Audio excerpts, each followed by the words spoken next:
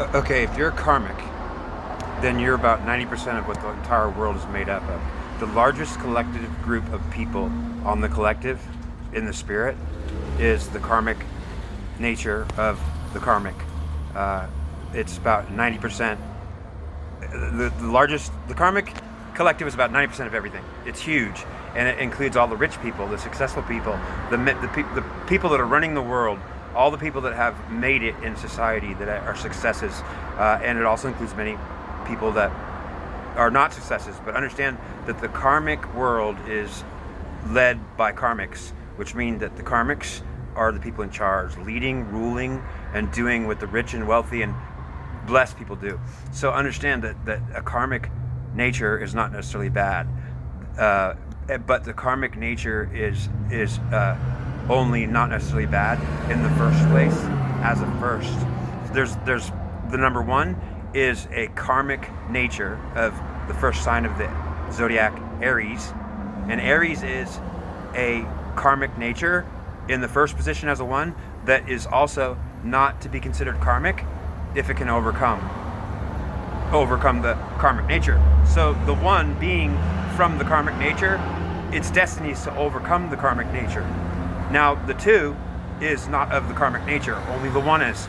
The two comes from the one, and so the two comes from the karmic nature, but it is of a divine nature. So the two is of the divine feminine nature, and the three becomes the divine masculine nature.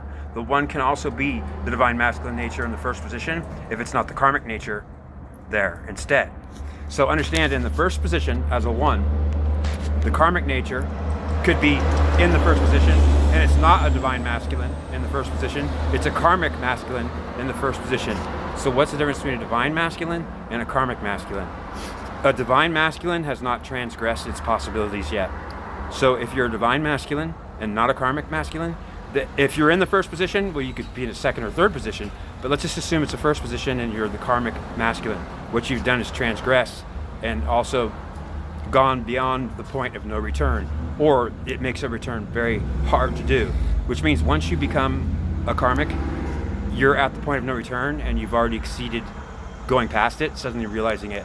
So if you were to say, oh my gosh, I'm a karmic already, did I turn to a karmic? I am. Oh no, when did I go past the point of no return? You would know as a karmic, you already passed the point of no return at some point, and it could have been a long time ago, meaning it's a moment of panic, of absolute fear. It's a moment of, was it years ago I went past the point of no return? How am I gonna fix it now? The longer you go past, the longer you're of the karmic nature and you go past that point, as it becomes longer and longer, it becomes harder and harder and more problematic. Ultimately, you'll be just recycled in the reincarnation process to try to do it again and again forever and never make it. So what happens if you're a divine masculine in the first position? You haven't transgressed yet. Or whatever mistakes you've made are only, they're not considered to be in violation yet, because understand that the karmic nature of the karmic is the violation. It's also the leading element of all the ruling forces and countries. So the karmic nature is also the first in the first position, and it's not bad. It's truly the ruling factors. The president is the karmic nature of the country, which is a karmic country in the nature of the spirit of the people, which were created and created their constitution from the nature of the karmic, or from the karmic nature, which is a divine masculine or a divine feminine, actually. And so ultimately, if you're a divine feminine or divine masculine, you have not transgressed and been classified no longer divine, so now just karmic. A karmic nature that goes against some divinity principle will be at some point when the powers that be say, you went past, you did something we don't like, it's just plain wrong. Well, at that point, they won't tell you what you did wrong. In fact, they won't even inform you did anything wrong. In fact, you'll not even know what you did wrong. But understand, when you make that violation, it's wrong, because not only did you not know it, it wasn't your fault. You didn't know. No one told you. Why didn't they tell you? How come you weren't informed? And ultimately, when you make the violation, it's kind of like, what if you jaywalked and they arrested you and assassinated you for it? For jaywalking, the punishment is death. And you said, are you kidding me? For jaywalking? I never knew that, but it's too late. Understand that would be so unfair. You'd say, for jaywalking, they executed me. No one would believe it. And people would say, but not only is it not possible, we won't believe it, because you cannot say that jaywalking carries a punishment of death. And I'll say that if jaywalking carried a punishment of death, Well, then it would be something absurd once you learned it. No one would want to believe it, and they'd all say, "Are you kidding me? Don't be kidding me!" Because if we actually saw that it was that bad, we'd want to fix it, right? Wouldn't we say it can't be possible that there could be crimes that are not even crimes, like crossing the street, trying to get to the other side is where you were going, and for trying to get to the other side, crossing the street, death comes, or the punishment is death? Are you kidding me?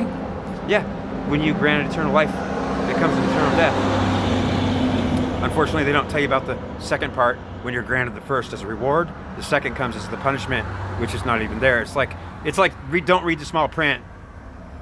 Just read the promise we're giving you, eternal life. Well, understand, if I did read the small print, I'm going to come back and say, no, I want everlasting life, and I'm not taking eternal life. I don't want eternal death that comes with it. So the whole thing here, and the idea is, if you didn't even know, and you're not even aware of how you're violating, it's kind of like you went somewhere and like someone was watching you, and they were like writing down everything you were doing. Oh, he itched his head. That comes for a year in jail. Oh, he touched his kneecap. That's 2 weeks in prison. Meaning, like, you wouldn't even know what you were doing was violating. I want you to imagine this.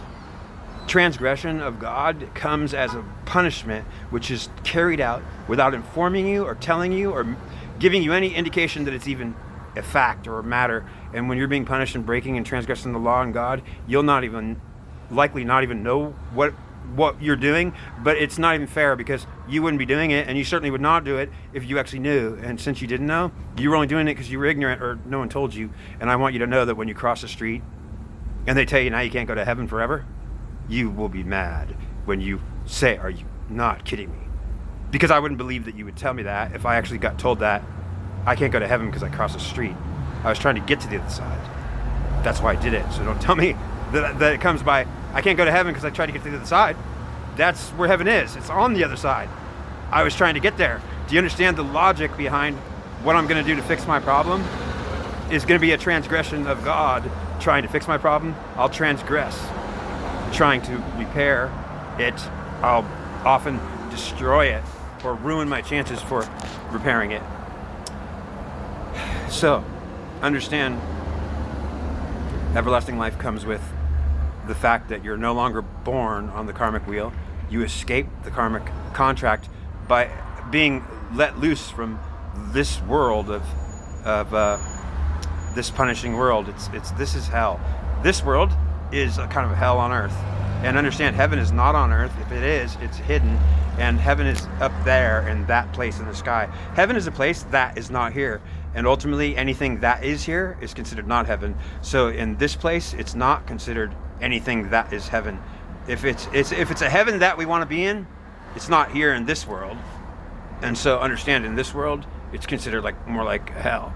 That's why people die of sickness and disease, and everything's unhappy, and there's wars and there's conflicts. Because understand that this world is not a heaven or a great place. It's a punishment zone for souls being convicted on some charge which they're not even being informed, told, and they've already forgotten. Do you understand that the charges against you, which stick forever, are being carried out forever, and you've made yourself okay with it? But it's worse than that, because you're actually trying to enjoy it, and you're saying, yeah, as long as I'm gonna die forever, let's enjoy our eternal death by just focusing on the eternal life part and saying life can be enjoyed. And so let's have a joy for our eternal life and kind of not think about our eternal death that comes with it. Understand, there's no solution to being okay with eternal death that comes with it. Understand, if you thought you could fix it, wouldn't you be willing to not be okay with eternal death? And then say, I don't want eternal life if it comes with it, eternal death. I want an everlasting life. I don't want to ever die. Not one time or 1,000 times. Or at least if I die, I want it to be one last time.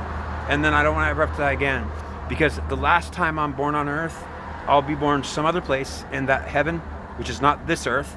And in that place, wherever it is that I'm born, that's not on this earth, it's up in that heaven. You know what it is? It's a place where I'll be born into an immortal body. And I'll be erased again, and I'll forget everything, like every time that it happened in reincarnation for a million billion times.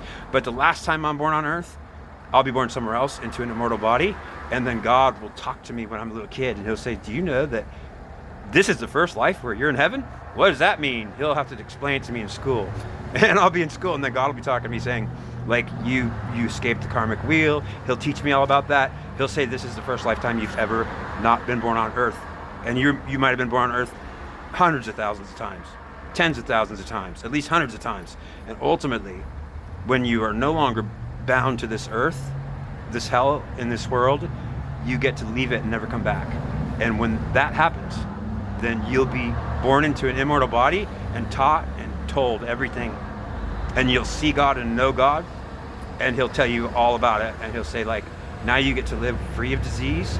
You won't die of any cancer. In fact, there's no disease. Your body's going to be healthy. And in the aging process, life will be long. And you're not going to hardly age at all if you age at all. Basically, you're going to be able to enjoy your life, experiencing whatever you want to do, to pursue all your happiness, all your things, your goals. What do you want to do? Be a mountain climber for 100 years? Do you want to then travel the world for 1,000 years? What do you want to do? Well, do you want to travel? Whatever you desire, your heart's desire to do, you take your time without fear of death or sickness. It's called enjoying your everlasting life. It's called peace of mind and heart and body and knowing God in a tangible relationship that does not consist of fear and questioning and ultimately a blankness of hell of I don't even know what's going on. My feeling says I need to know now. So just know now that the most important thing we'll ever do is something that is good, not bad. But up in that heaven is where it will be good.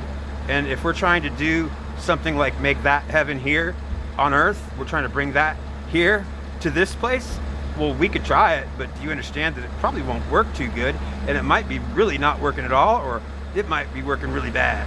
So you might even say, that don't work right here. I don't like that.